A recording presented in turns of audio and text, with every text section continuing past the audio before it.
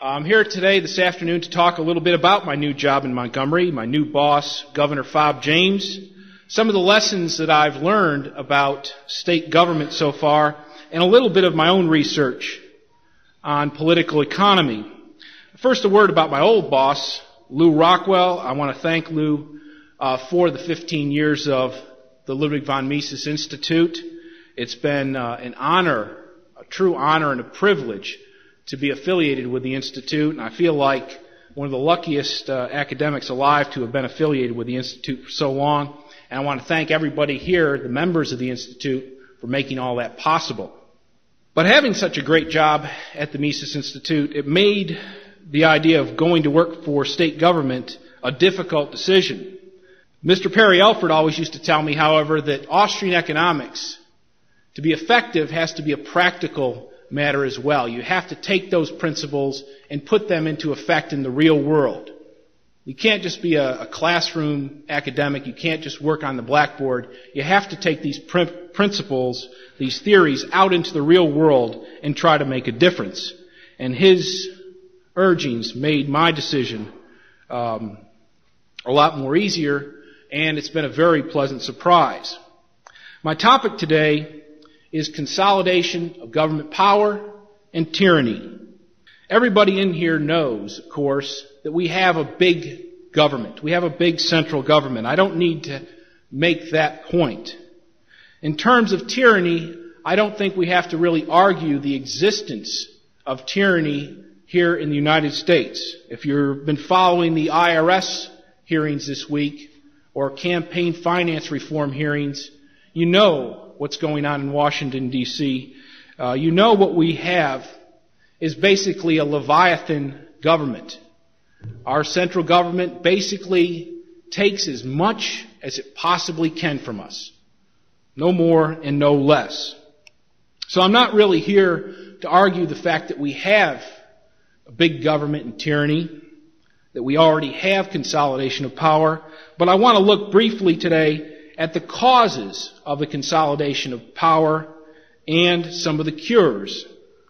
Obviously, the cause of big government and tyranny is the consolidation of power in Washington, D.C., the centralization of power. And I think the cures are primarily education and political. Things like the U.S. Constitution, states' rights, secessionism, anything to reverse the forces of consolidation. I'm going to try to make my case here today that in order to try to control this tyranny, that we do need some political solutions, and that within the democratic framework, one of those solutions involves the reapportionment of Congress, and that we actually, ironically, need a larger government in the sense that we need a larger legislature. What have I learned so far working in state government? Well, from day one, I can tell you that Austrian economics matters a whole lot. It's everything I learned in economics turned out to be true right there in day one. Actually, before I officially started working, I could see that Austrian economics was very helpful in understanding what was going on in state government. I can also tell you that ideas can matter. Politics rules, money does rule in terms of government, but ideas can make a difference. Second, I've seen the failure of a number of certain types of reforms. Reforms that have already been tried in the past in state government and in government in general. For example, the decentralization of government, breaking government up from a large program into smaller programs, passing it down to the local level, handing it out to nonprofit groups. Ideas that are attractive, the idea of breaking up government and government programs up into smaller units. But very often, these decentralization efforts actually make things much worse. I've seen this in terms of welfare, mental health, all various programs of state government which in the past have been reformed by trying to break them up and hand them down to the local level simply hasn't worked. It's actually made real reform and cutting the size of government more difficult. Other things like term limits, ethics reform, campaign finance laws and regulations don't seem to do much good. However, the main lesson that I've learned, and I guess one of the nicest surprises, is in the sense that when I was asked to work for the state government, I was really more interested in national policies. Well, it turns out I was all wrong, that state government really is where all the national policies take place. And as a matter of fact, state governments are basically nothing more than franchises of the federal government or the national government. There's no longer much of a break between the state and the federal government. State governments are like a Kentucky Fried Chicken restaurant, a franchise of the national chain. Of course, except it doesn't sell chicken, it hands out pork. We're basically a giant welfare machine. How does the federal government control state governments? Well, there are a variety of ways in which the state government in Alabama and your states are controlled by the federal government. Federal funding, of course, plays a big role. The federal government actually gives us more than 50% of our budget. And obviously anybody who gives you more than 50% of your money, you tend to pay attention to. And this federal funds go into virtually all of our programs. Federal matching funds.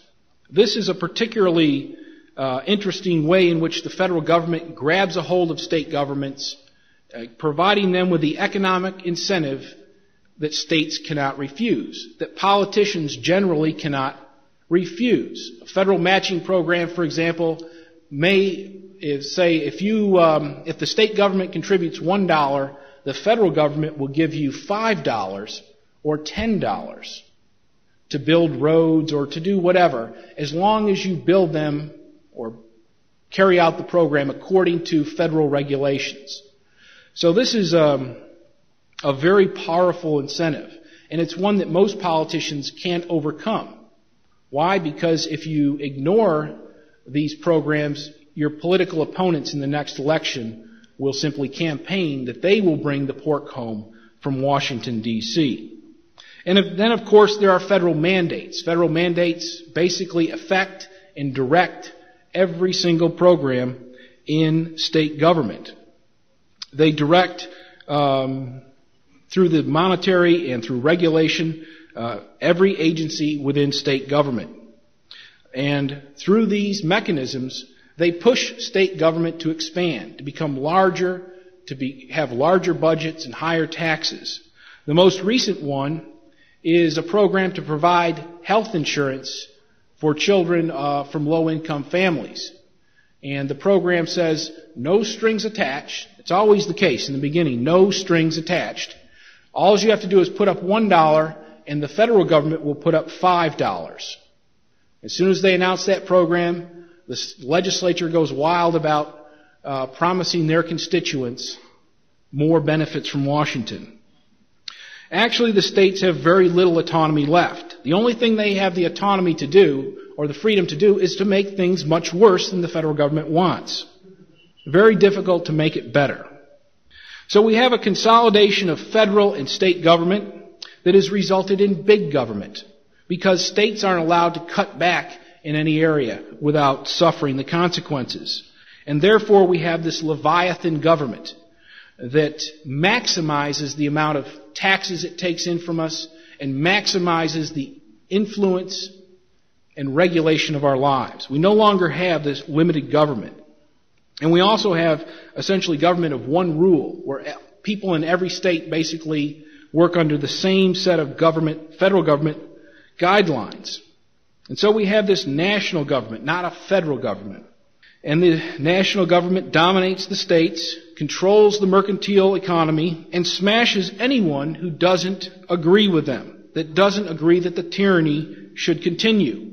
As Americans, we are completely free to do exactly what we're told. Now, this is where Governor Fob James comes in. He's not the typical politician. He believes very strongly in the United States Constitution and particularly states' rights. These are the important issues for him. They're not just on the periphery. They're not just something he agrees to. These are the core values. At his inauguration in 1995, for example, on the Capitol steps behind the podium, there was a large banner of the 10th Amendment. The 10th Amendment, which is virtually ignored, it is ignored in Washington, D.C., but it's the amendment that celebrates states' rights and limited government. And Governor James has persistently gone to Washington to defend states' rights and the Constitution. He turned down money for the Gold's 2000 program. Eventually the feds were able to work that back in by saying he didn't have the authority to turn it down. They're very convincing. He defended an Alabama judge who hangs a copy of the Ten Commandments in his courtroom, declaring that he would call out the National Guard to defend the judge's rights. He convened a meeting of the Alabama congressional delegation in Montgomery, Alabama, the first time it's ever been done, and asked them to relinquish federal control over the welfare programs and to give us our tax money back. And finally, this summer, Governor James wrote a federal judge asking him to dismiss a case against an Alabama school prayer law, a law that Governor James also disagreed with, but who thought was constitutionally a matter of state government, not federal jurisdiction. And in his letter to the judge, which is a 35-page letter, Governor James clearly shows that the Constitution and the Bill of Rights does not apply to the states, as the Supreme Court would like. But rather, the Bill of Rights was meant to protect us from the federal government itself. He also shows that the 14th Amendment does not apply the Bill of Rights to the states. He shows that the Due Process Clause does not apply the Bill of Rights to the states. He points out, of course, that all the state governments have a Bill of Rights, that they had a Bill of Rights before the federal Bill of Rights, and as a matter of fact, that the states, their bills of rights were the model for the national Bill of Rights. And finally, he shows that only recent judicial interpretation applies the Bill of Rights to the states. Now, some would consider his efforts, the efforts of Governor James, as sort of as Don Quixote tilting at windmills. But like other revolutionaries such as Thomas Jefferson, you must exhaust every legal and peaceful means of restoring liberty and redressing grievances. You must bring these issues out. As a matter of fact, Alabama has a history of opposing consolidation of power and of tyranny. Our state motto is, "We dare to defend our rights." And of course, I think this is where we get our national reputation in the media.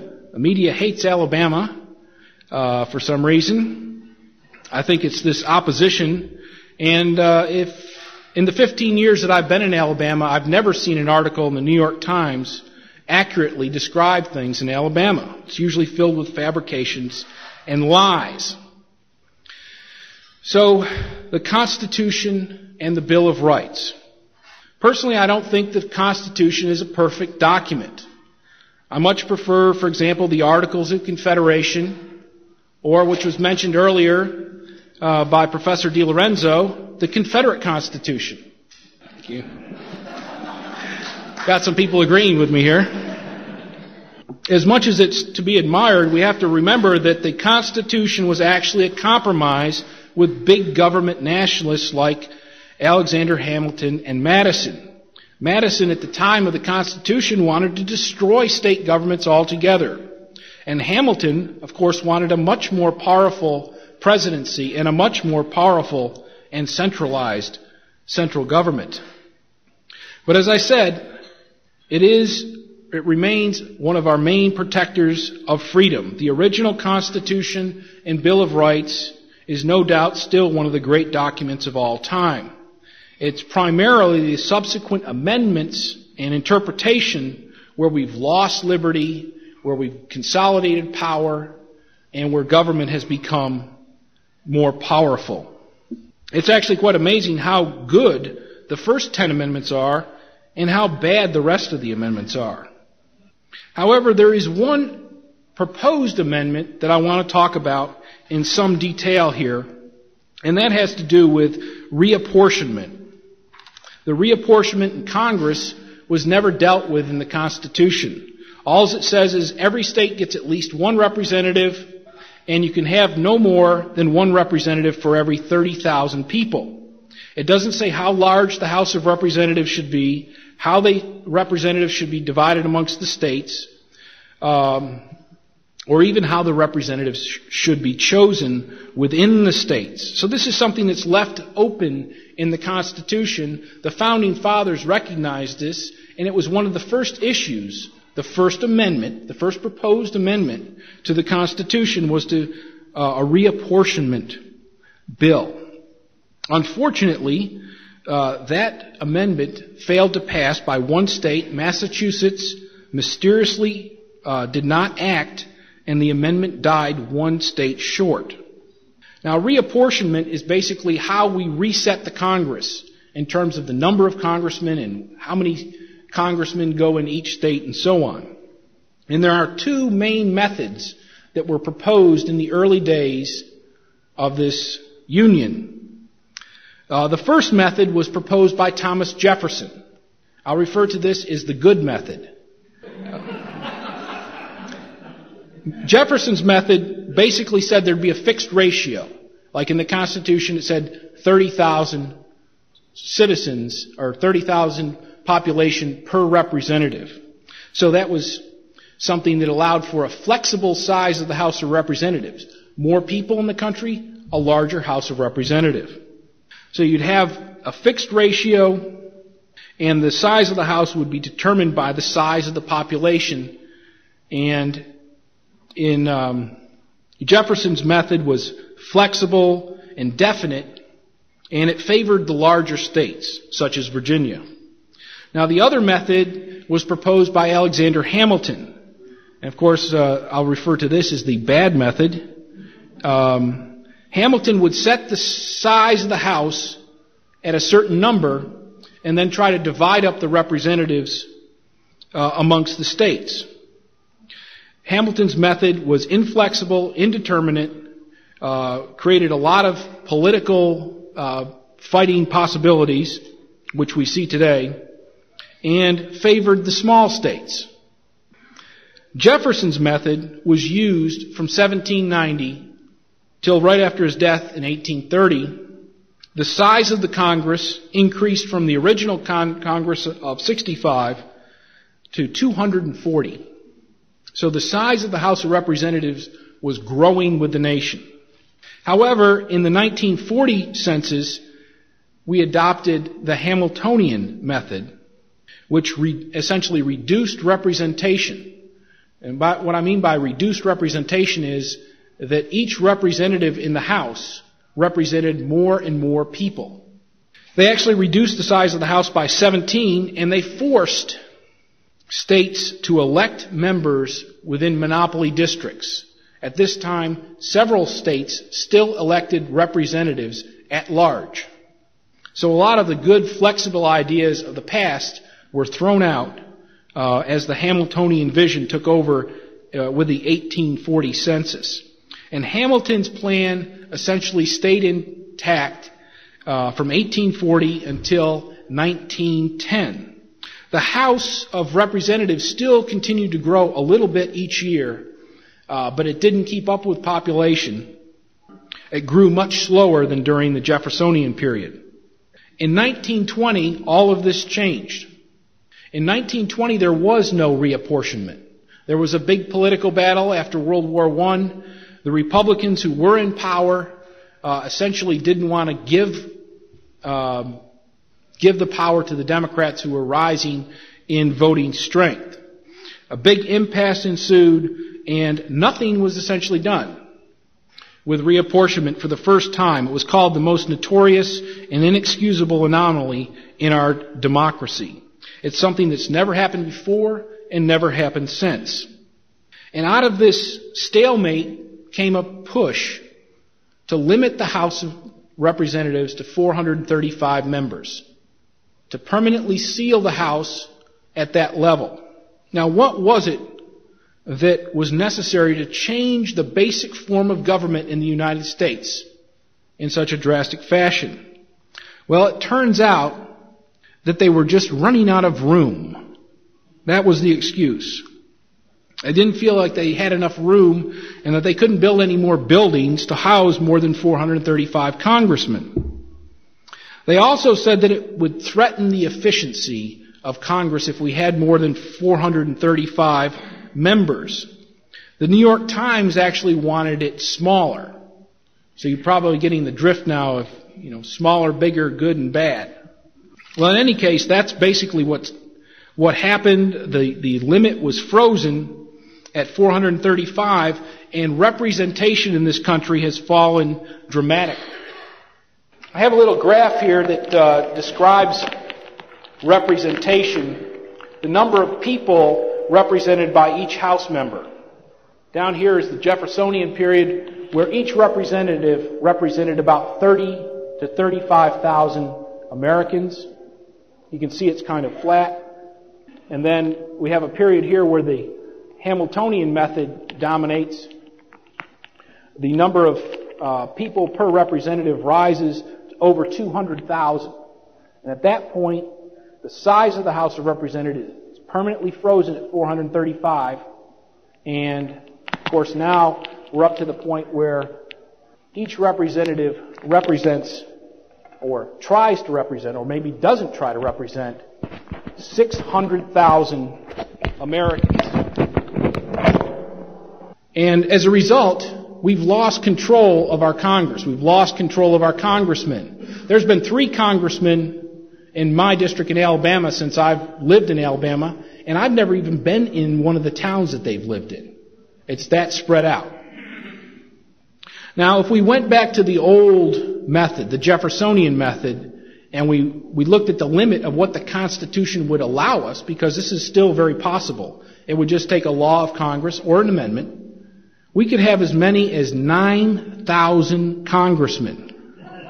I know that's distasteful, but I'm going to try to put it in a positive light. For example, one of the things having 9,000 congressmen in Washington is that I think the New York Times is right. It would harm the efficiency of Congress, but that's a good thing. That's what we want. A second thing is that it would make it very difficult for special interest groups to set up their special interest legislation. They'd have to pay off more than 5,000 congressmen instead of just 200. So it just wouldn't be as much fun anymore. And think of it, the small districts, 30, 40,000 people per district, it would make it a lot cheaper to run for Congress. The average person could run for Congress because personal reputation would matter more, door-to-door campaigning would matter more, TV ads would be useless. There would be 100 districts in the city of Atlanta. So no one congressman is going to put TV commercials on the air because you'd be just wasting your money. So there's a lot of benefits. I think the role of career politicians would be greatly diminished. There would certainly be no problem with diversity and minority representation. And most importantly of all, you would know your representative and you would know where they lived. And this is the type of control that we need over government. So I'm suggesting to you today that we need to restore the Jeffersonian method, that he was right all along, that we should greatly enlarge the size of the House of Representatives and adopt Jefferson's method. Of course, as with all political solutions, this is not going to cure everything that's gone wrong in Washington, D.C. It's not, I certainly would suggest it's the only thing we need to do, but I think it's something that we should do and that would make a big difference, and we need to bring this issue back out of the Orwellian memory hole and make it a part of the American political debate today. Thank you.